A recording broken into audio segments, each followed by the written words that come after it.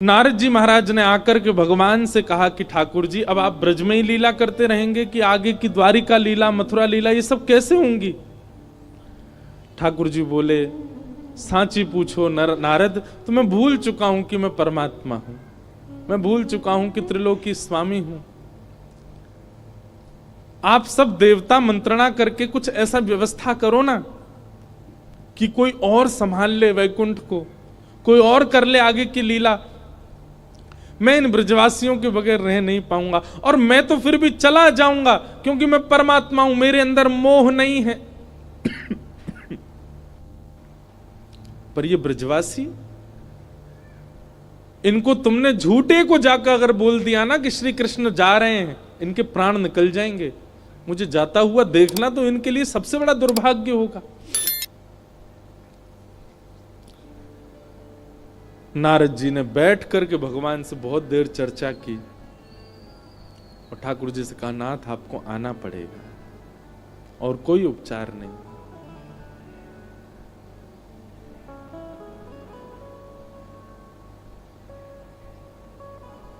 अक्रूर जी महाराज वृंदावन आए और वृंदावन आकर के नंद बाबा यशोदा मैया से कही, कंस ने एक धनुर्यज्ञ किया है और उस धनुर्यज्ञ में आपके दोनों पुत्रों को आमंत्रित किया है। यशोदा मैया बोली, इतने राक्षस भेजे वाने हमारे लाला मारवे के काजे और अब निमंत्रण भेज रहे हो? बोले नहीं नहीं, आपको शायद कोई गलत सूचना मिली, वो राक्षस कंस ने नहीं भेजे हैं। कंस तो इन दोनों को सम्मानित करना चाहते हैं। हमने सुना कुछ दिन पहले बहुत जोर की बारिश हुई तो इन्होंने गिरिराज्य उठा लिए थे, सब आप सबकी रक्षा की। तब से महाराज कंस के नित्य मन में चलता है कि कृष्ण बलराम दोनों आवे और उनको मैं सम्मानित करूं। सम्मान देने वाला कभी राक्षस भेज सकता है? सबके मन में तो विश्वास हो ही नहीं रहा था कंस की बातों पर ठाकुर जी ने मन बनाया कि अगर मैं नहीं बोला तो ये सब तो भेजेंगे ही नहीं। ठाकुर जी अपना रूप बदल के, रंग बदल के और थोड़ा भाव बदल करके सब ब्रजवासियों के बीच में आके बोले, ठीक है भैया, तुम सबरे ब्रजवासी बड़े मतलबी हो। जब राक्षस आ जाए, जब कालिया नाग आ जाए, जब इंद्र वर्षा कर दे तो कन्हैया कन्हैया कहते सबरे डोरेंगे। लेकिन आज एक राजा हमको सम्मान देना चाह रहे हो तो तुम सब चाहो नहीं हो कि हमें सम्मान मिले? इस बात को सुन के सब ब्रजवासी मौन हो गए। ठाकुर जी ने पत्थर रख के ये बात कही।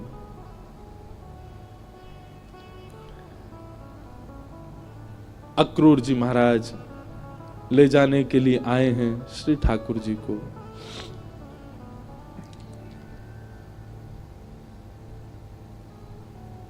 गोपियां, गोप ग्वाल, ब्रज के सब ब्रजवासी मन ही मन विचार कर रहे हैं और विधाता से प्रार्थना कर रहे हैं कि अहो विधातस्तवन क्वचित् दया संयोज मैत्र्या प्रणयेन देहिना।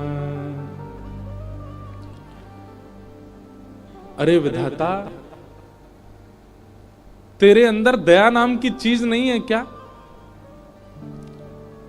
कहां श्री कृष्ण को हमारा प्रेमी बना दिया, कहां हम सबके चित्त में उनके प्रति इतना प्रगाढ़ प्रेम प्रकट करा दिया। और जब हम सबके चित्त में प्रेम आ गया, आज मिलने का समय आया, अब उनके संग रहने का समय आया, उनके संग अब लीला करने का समय आया, तो तू उनको हमसे दूर कर रहा है।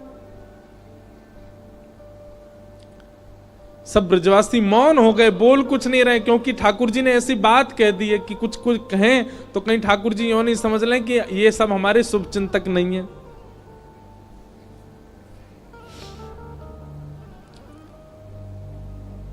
सब ब्रजवासी आज अपने घर नहीं गए, नंद भवन के द्वार पर बैठे हैं और पूरी रात सब सूर्य नारायण से प्रार्थना कर रहे हैं, हे सूर्य नारायण, आप कल उदित मत होना, क्योंकि आपके उदित होते ही लाला हमें छोड़ के चलो जाएगो।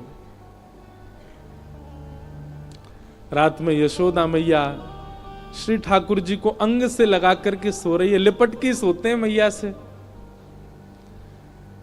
मैया को तो थोड़ी घबराहट हो रही है कि मेरो लाला 2 दिन के काजे मथुरा जा रहा है, पर ठाकुर जी के हृदय में तो इतनी वेदना है, इतनी वेदना है। बार बार मैया के वक्ष में अपना मुख रख देते हैं और बार बार मैया के तन की सुगंधी को ठाकुर जी भीतर लेते हैं, रोने लग जाते हैं, नेत्रों से अत्यंत आंसू गिरते हैं कि अब ये सुगंधी मुझे कभी नहीं आएगी। अब मुझको नींद कैसे आवेगी मैया से लिपटे बगैर? मैं कैसे बताऊं मैया को कि मैं छल कर रहा हूं इनके संग, अब मैं चलो जाऊंगा। मैया के एक एक अंग का स्पर्श ठाकुर जी अपनी स्मृति में ले रहे हैं। मैया के हाथ कैसे हैं, मैया को वक्ष कैसे, मैया को मुख कैसे, मैया को पेट कैसे, मैया के चरण कैसे, ताकि जब जब याद आवेगी मथुरा जावे के बाद तब तब अपने हाथन को स्पर्श करके स्मरण कर ले करूंगा।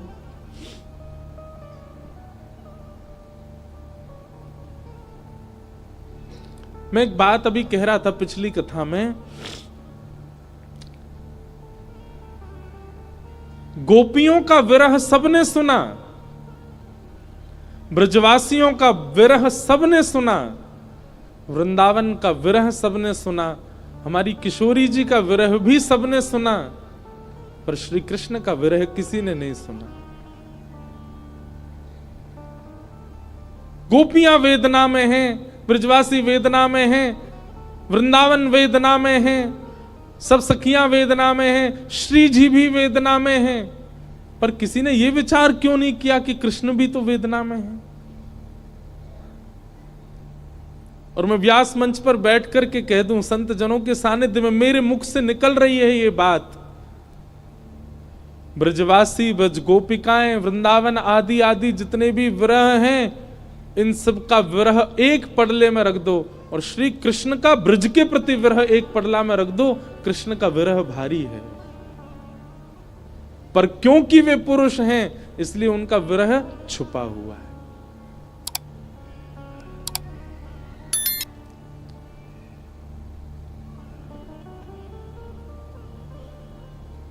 ठाकुर जी कैसे संभाल रहे हैं बंधुओं, देखो, पीड़ा चित्त में होना और वही पीड़ा मुख पे आ जाना ये एक सामान्य विरह है, पर पीड़ा चित्त में होना और मुख पे ना आने देना ये एक विशेष विरह है जो श्री कृष्ण का है।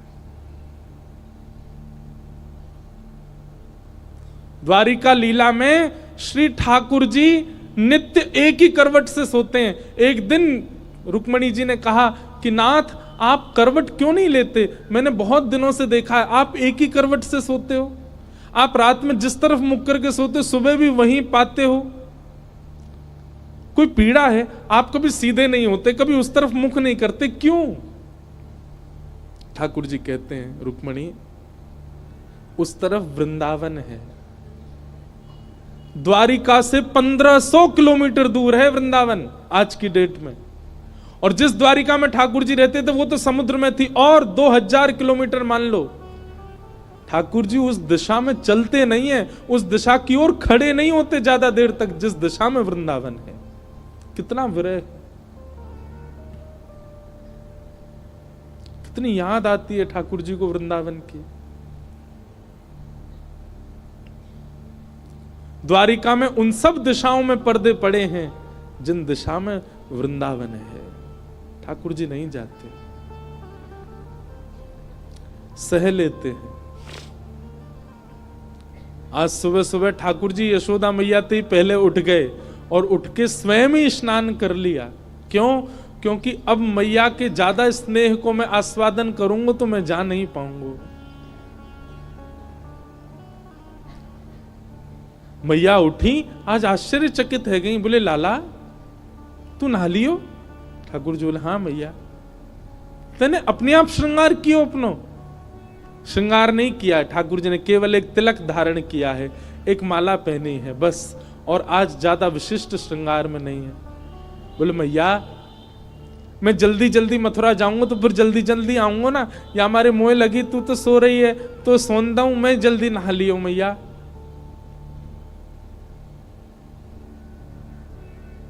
यशोदा मैया थोड़ी सी विचलित तो हुई आज तक ऐसा नहीं हुआ था।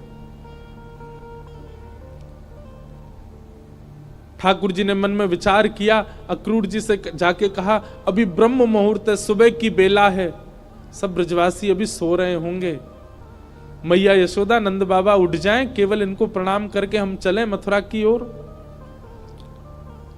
अक्रूर जी महाराज बोले, जी भगवान। जैसे ही जाकर के द्वार खोला ठाकुर जी ने, असंख्य गोपियां, असंख्य ग्वाल, सब ब्रजवासी, गैया, सब खड़े हैं वहीं पर। और द्वार खुलते ही किसी के मुख से स्वर नहीं निकल रहा, पर नेत्रों से आंसू गिर रहे हैं। ठाकुर जी कह रहे हैं, अरे तुम सबरे सोए ना, तुम सब गए ना? अरे भैया इतना उदास काय को है रहे हो, इतना रुदन काय को कर रहे हो? मैं आ जाऊंगा ना, परसों आ जाऊंगा ना मैं।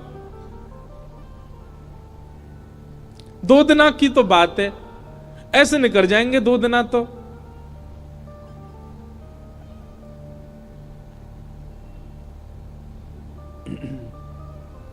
देखे बिन कान्हा जब मन नाही माना,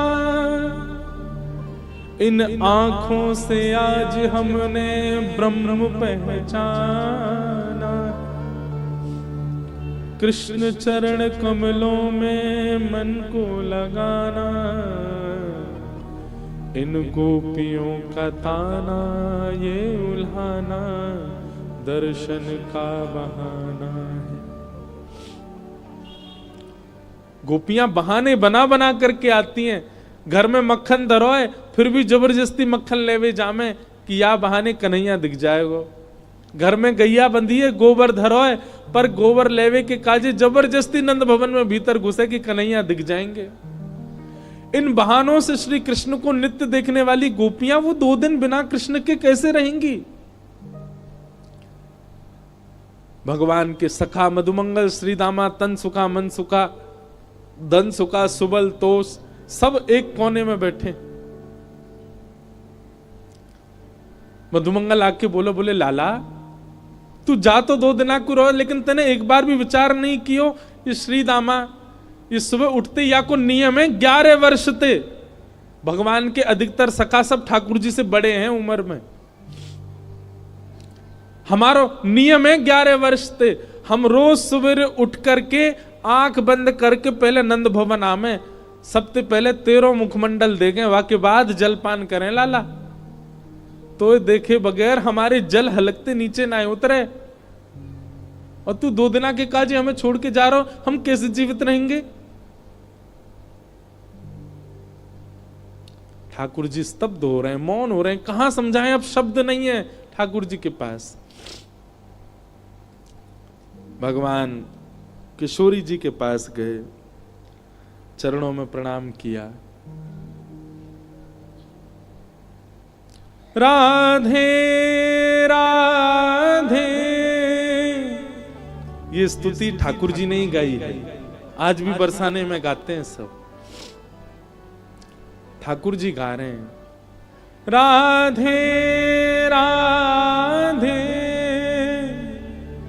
करुणामयी कृष्ण प्यारी,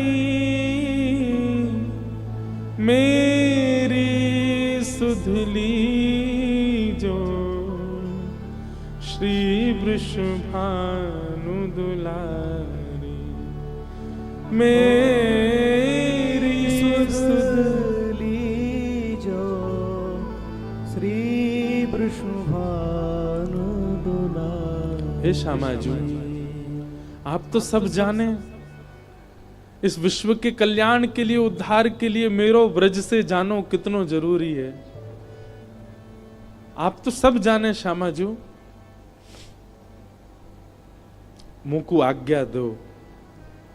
हे मनोहारिणी रासेश्वरी रस रूपा, हे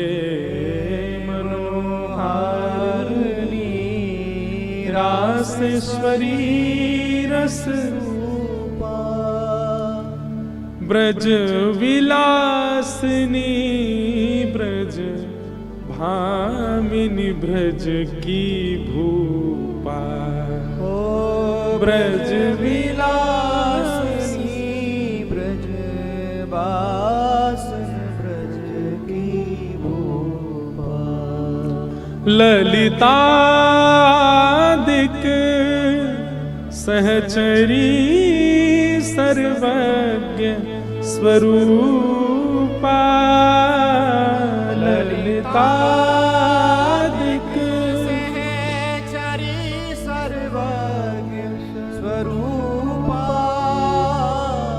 मेरी सुधली जो श्री वृषभानु दुलारी, ओ मेरी सुधली जो श्री वृषभानु दुलारी। हे श्यामाजू, बस आगे की यात्रा में आप मुंह पे दृष्टि रखी हो। ठाकुर जी बिना नेत्र मिलाए चर्चा कर रहे हैं। किशोरी जी कह रही हैं, श्याम सुंदर या को उत्तर मुंह कहां देना चाहिए, आप ही बता के जाओ। ठाकुर जी बोले क्यों? बोले प्रेमी यदि जा रहे हो है तो दूसरों प्रेमी वाकु रोके नहीं, तो फिर प्रेम काय बात को? प्रेमी जा रहा है तो प्रेमी तो वाकु रोकेगो। लेकिन आप शुभ कार्य के लिए जा रहे हो, मानव कल्याण के लिए जा रहे हो, और शुभ कार्य में यदि कोई जा रहा हो तो उसको टोकना नहीं चाहिए। आप जा रहे हैं विश्व के कल्याण के लिए, मैं आपको रोकूं कैसे, मैं टोकूं कैसे? और मेरो प्रेमी जा रहा है और मैं रोकूं नहीं तो प्रेम कैसा? मुझे कहा करना चाहिए श्याम सुंदर, आप बता के जाओ। आपको आज्ञा दे दूं तो फिर मैं प्रेमी कैसी, जो अपने प्रेमी को दूर जावे की आज्ञा दे रही हूं? मैं टोक दूं, रोक दूं तो शुभ कार्य में टोक लग जाएगी। और मैं कछु ना कहूं तो प्रेमी जा रहा और मैं कछु ना कहूं तो फिर प्रेम कैसा? मैं कहां कहूं, मुझे कहां उत्तर देना चाहिए? हे श्याम सुंदर बता के जाओ। ठाकुर जी कुछ नहीं बोले, बस चरणों की ओर देखते रहे किशोरी जी की, और रथ में विराजमान हो गए। निर्वाक हैं, निरुत्तर हैं, निरशब्द हैं। रथ जैसे ही आगे बढ़न लगो, सब ब्रजवासियों के नेत्र सजल हो गए। नेक दूर गयो। यहां अक्रूर जी ने इतनी देर में यशोदा मैया को सब सच बता दिया था। मैया, जे तुम्हारो लाला ना है, जे देवकी को लाला है। कंस से रक्षा के लिए 11 वर्ष पूर्व वसुदेव जी इस बालक को लेकर के आपके पास आ गए थे, और आपकी बालिका ले जाकर के कंस को दी थी, जो कि अष्टभुजी देवी बन गई थी। अब जे लाला अपनी जन्मदात्री मैया के पास जा रहा हो, मैया है सके कि अब लौट के नहीं आवे। आप कृपा करो। अक्रूर जी को नहीं बताना चाहिए था यशोदा मैया को, पर उन्होंने बता दिया। मैया को तो रक्त ठंडो पड़ गयो, पैर के नीचे से जमीन खिसक गई।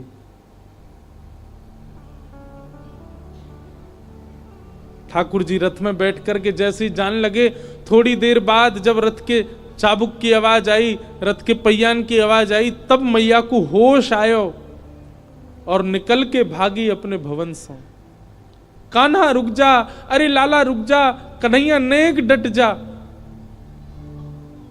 मैया की आवाज सुनकर के श्री ठाकुर जी चलते रथ से कूद पड़े, दौड़ करके आए, मैया के अंग से लिपट गए। मैया तू काय को रो रही है? मैं आ रहा हूं ना, परसों आ जाऊंगा। मैया तू रोवे मत, ऐसे करेगी तो मैं किस जाऊंगा? लाला, मैया सर्वांगीण अंग का स्पर्श करती जा रही है ठाकुर जी के, और कह रही है लाला मोए ज्यों पता ही तू गोपीन ते झूठ बोले, तू गालन ते झूठ बोले, सबन ते झूठ बोल ले, लेकिन आज तू मोते झूठ बोल रहा है। मुझको सब पता चल गई लाला, तू मेरो लाला ना है, तू तो देवकी को लाला है। कंस से रक्षा के काजे अक्रूर जी महाराज तो मेरे पास छोड़ गए, वसुदेव जी महाराज तो मेरे पास छोड़ गए। 11 वर्ष 56 दिना तक मैंने तेरो पालन पोषण कियो, मक्खन खावे के काजे तो को छड़ी दिखाई, उखल में बांध दियो, कभी तेरे पीछे छड़ी लेकर के भागी, कभी तेरो कान मरोड़ दियो, कभी तेरो हाथ जोड़ते पकड़ लियो लाला, ऐसो कोमल सो मेरो लाला। आज मुझको ग्लानी है रही, मैंने क्यों कियो ये सब? नाय मैया, तू मेरी मैया है, तू सब कर सके, तू को सबरो अधिकार है, तू अबई मोको मार ले मैया, तू को सब अधिकार है मैया, मैं तेरो ही तो हूं। लाला तेने बहुत प्रेम दियो मोको, तेने बहुत स्नेह दियो मोको, पर मैं इतनी निष्ठुर नहीं हूं कि एक मैया के प्रेमास्पद को हमेशा के लिए अपने पास रख लूंगी। मैं भी तो मां हूं, मैं भी तो समझूं कि बालक के बिछुड़वे को कष्ट कहा हुआ, आज समझ रही हूं।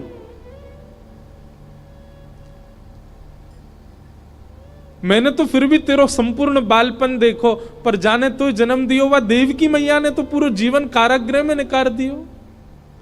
और आज भी अगर मैं तो को रोक लूंगी लाला, तो मैं देवकी के संग बहुत बड़ा अत्याचार करूंगी।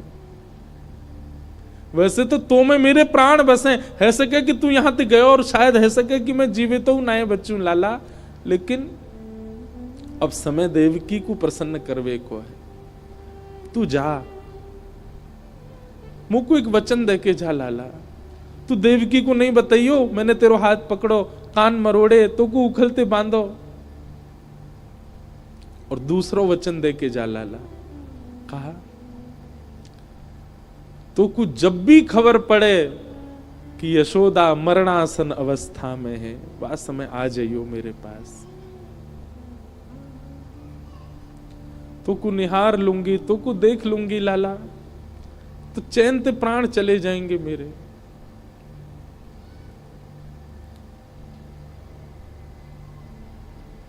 ठाकुर जी लिपट गए यशोदा मैया से, सब खड़े रो रहे हैं, अक्रूर जी तक रुदन कर रहे हैं जो ठाकुर जी को लेने आए। ठाकुर जी बोले मैया तू ब्रजवासी ने मत बताइयो ये बात, ये सब प्राण त्याग देंगे अपने, इन्हें तू यहीं रहने दियो कि मैं परसों आ जाऊंगा। और मैया तू अपना ध्यान रखियो, मैं आ जाऊंगा जल्दी। चरणों में प्रणाम करके जैसे श्री कृष्ण मुड़े हैं रथ की ओर, यशोदा जी मूर्छित हो गए। ठाकुर जी ने गोद में भर लिया, सब ब्रजवासियों से कहा मैया को संभालो। सब ब्रजवासी संभालने लगे। बार बार ठाकुर जी मन में विचार करें मैं नहीं जाऊं, पर ब्रह्मांड दिखाई देवे, त्रिलोकी दिखाई देवे, द्वारिका दिखाई देवे, जीव उद्धार दिखाई देवे, हम मानवन को कल्याण दिखाई देवे, गीता को उपदेश दिखाई देवे, महाभारत को युद्ध दिखाई देवे, अर्जुन पे कृपा दिखाई देवे। इन सब के आगे ब्रज का प्रेम तोलने का विषय नहीं है, पर अगर ये प्रेम को त्याग नहीं कियो तो वो सब नहीं है पाएगा। कलयुग में सब लोग प्रेम जानने वाले समझने वाले नहीं हैं, सब स्वार्थ से मेरी भक्ति करेंगे। ऐसे स्वार्थियों के लिए भी मुझे कुछ ज्ञान तो देना पड़ेगा।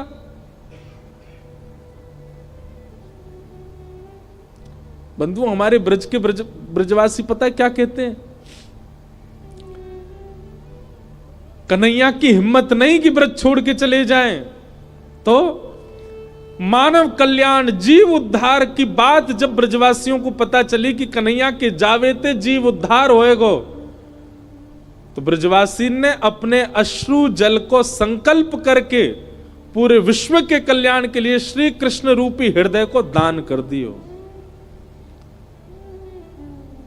जैसे दान किया जाए अपनी बहुमूल्य वस्तु को, ऐसी ब्रजवासी ने अपने अश्रु जल को हाथ में लेकर के पूरे विश्व के कल्याण के लिए कि जाओ पूरा विश्व अपना कल्याण कर लो, इनकी वाणी सुन के, इनकी लीला सुन के, इनके वचन सुन करके सब लोग तृप्त है जाओ, वैकुंठ और स्वर्ग के गामी बन जाओ। वैसे तो हमारे प्राण बसे इनमें, पर इनके जावे से यदि सबको कल्याण है जाए तो हम सब इनको भेज नहीं रहे हैं, इनको दान कर रहे हैं आप सबन के उद्धार के लिए। ब्रजवासियों ने दान किया है श्री कृष्ण का विश्व को, नहीं तो कृष्ण हिल नहीं सकते वृंदावन से बिना ब्रजवासियों की इच्छा से।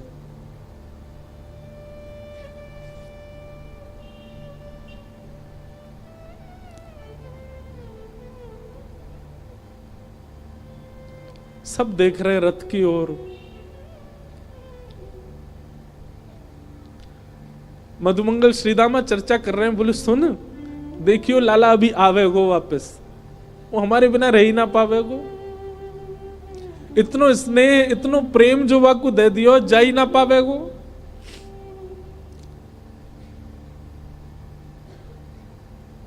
मधुमंगल बोलो श्रीदामा पर ये जा रो है, ये आना रो लौट के। आज हमें लाला पे संशय ना है रो, हमें अपने प्रेम पे संशय है रो कि क्यों ना आ रो जी लौट के। रथ दिखता रहा खड़े रहे, ध्वजा दिखती रही खड़े रहे,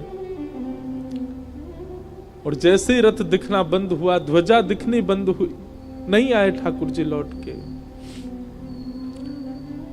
असंख्य ब्रजवासी वहीं मूर्छित हो गए ठाकुर जी को बिना देखे। नंद बाबा बोले अरे मधुमंगल श्रीदामा, ए भैया ये खा कर रहे हो, देख परसों आ जाएगा लाला, ये देख सब मूर्छित है गए, जल्दी जा संभालो। सब ब्रजवासी इनको लगायो, कोई जल लेके आ रहा हो, कोई जल पान करा रहा है, गोपी इनको ले ले करके घर की ओर भाग रहे हैं। ऐसी विरह वेदना सबके चित्त में है रही है। अरे केवल मानवों की बात नहीं है, गौशाला में बंदी 9 लाख से अधिक गैया, वो उनके बछड़ा भी दूध नहीं पी रहे हैं आज, उनकी बछिया भी आज दूध नहीं पी रही है। सब केवल अपने कान उठा के श्री कृष्ण को खोज रहे हैं। बंधुओं एक बात कहूं आपसे, लिख लीजिएगा, बद्रीनाथ आपको मुक्ति दे सकता है, जगन्नाथ आपको महाप्रसाद देंगे, द्वारिका आपको सुख देगा, रामेश्वरम आपको पुण्य देगा, वृंदावन केवल विरह दे सकता है। केवल विरह है वृंदावन के पास, केवल प्रेम है वृंदावन के पास। पुण्य की कामना से वृंदावन मत जाओ, वैकुंठ की प्राप्ति की कामना से वृंदावन मत जाओ। वृंदावन केवल विरह समेटे हुए है अपने अंदर।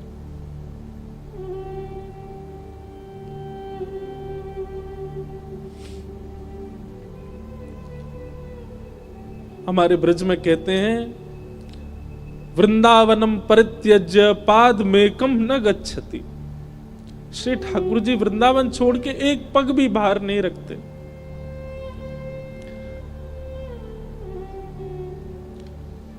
तन गया है ठाकुर जी का द्वारिका मथुरा, आत्मा तो आज भी वृंदावन में ही है, प्राण तो अब भी वृंदावन में ही है श्री ठाकुर जी के। वो कभी नहीं जा सकते वृंदावन छोड़ करके। क्यों ब्रजवासियों के प्राण नहीं निकल गए कृष्ण विरह में? क्योंकि अब स्थूल रूप से भले ही कृष्ण नहीं दिख रहे हैं, सबके अंतस्थ में श्री कृष्ण बैठ गए हैं। गोपियां नेत्र बंद करके अपने अंतस्थ में ही अनुभव कर रही हैं। ऐसा लगता है कृष्ण छू रहे हैं, पर आंख खोल के देखती हैं तो है नहीं। ये अनुभव ब्रजवासियों को जीवित रखता है। प्रत्यक्ष में वो स्थिति नहीं है।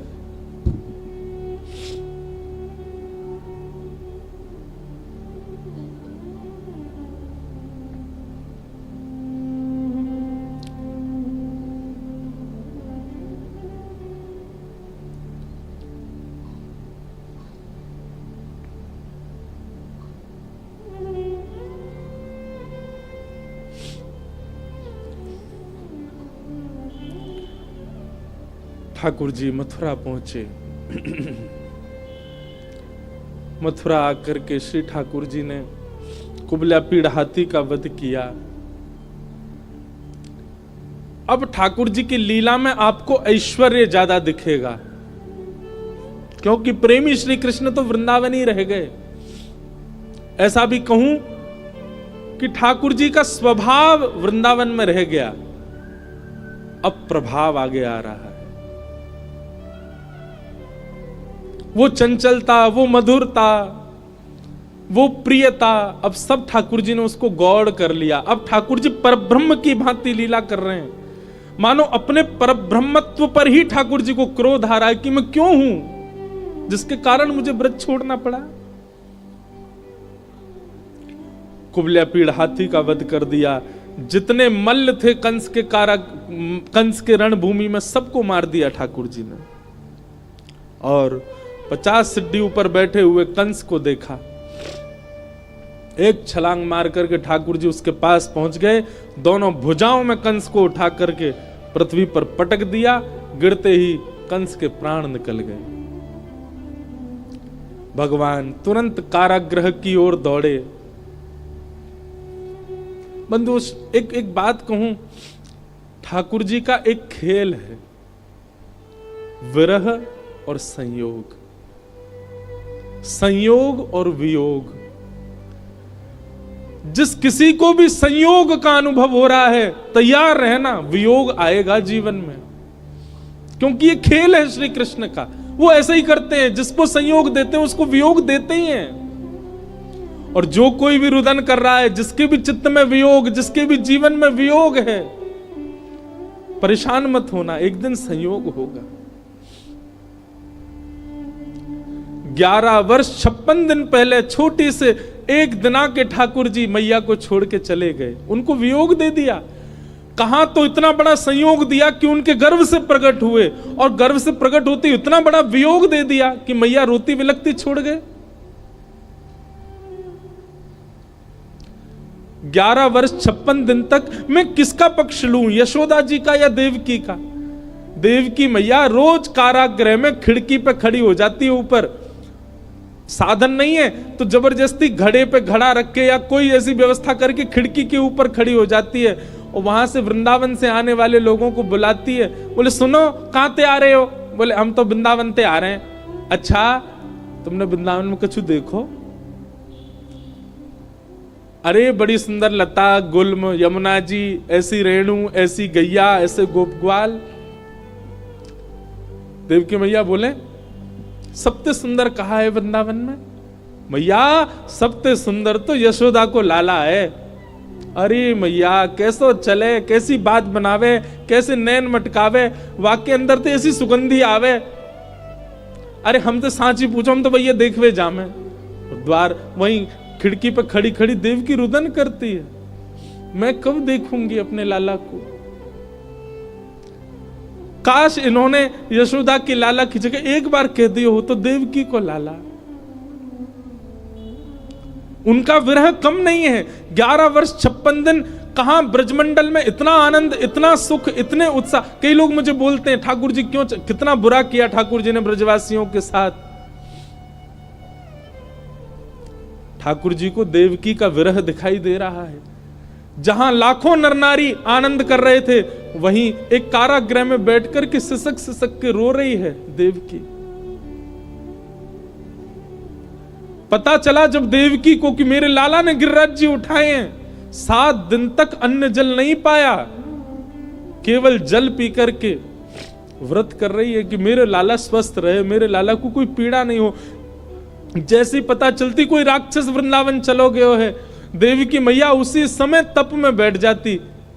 हे विधाता, आप जैसे कहेंगे वैसे जीवन जीऊंगी, पूरी युवावस्था मैंने जेल में निकाल दी, बस मेरे लाला को स्वस्थ रखी हूं, प्रसन्न रखी। आज 11 वर्ष 56 दिन बाद उस कारागृह में चंदन की सुगंधी आ रही है। उस कारागृह की ओर एक प्रकाश आ रहा है। जैसे देवकी मैया ने कारागृह के द्वार से झांक करके देखा, श्याम वर्ण है, मधुर कटाक्ष नेत्र हैं, अद्भुत अधरामृत है, घुंघराले केश हैं, सुंदर पटका डाले हैं श्री ठाकुर जी, त्रिभंग लली श्याम सुंदर टेढ़ी सी चाल चलते भय आ रहे हैं मैया की ओर। जैसे ही मैया ने देखा, देखते ही मैया तो न्योछावर हो गई लाला पे। मेरो कन्हैया आ गयो, मेरो लाला आ गयो। जेल के भीतर ही नृत्य करने लगी। ठाकुर जी दौड़े मैया के पास, ताला खोल के भीतर प्रवेश किया। मैया ने अपने अंक में भर लिया। 2 बार मूर्छित हो गई देवकी, ठाकुर जी को अंक में भर के। ठाकुर जी ने बहुत स्नेह किया। मैया ने लाला को हाथ पकड़ लिया और पकड़ करके बोली, लाला अब तू नहीं जाएगो मुझे छोड़ के, कहीं नहीं जाएगो, कभी नहीं जाएगो, वचन दे मुझको, नहीं तो प्राण त्याग दूंगी। ठाकुर जी के चित्त में यशोदा का भी स्मरण होता है। देवकी मैया, मैया मैं तो वचन दे रहा हूं, अब नहीं जाऊंगा, अब तेरे पास आ गया, तेरे पास ही रहूंगा मैं। श्री कृष्ण का विरह कौन सुनाता है? श्री कृष्ण का विरह कौन गाता है? उनकी वेदना कौन समझ पाता है?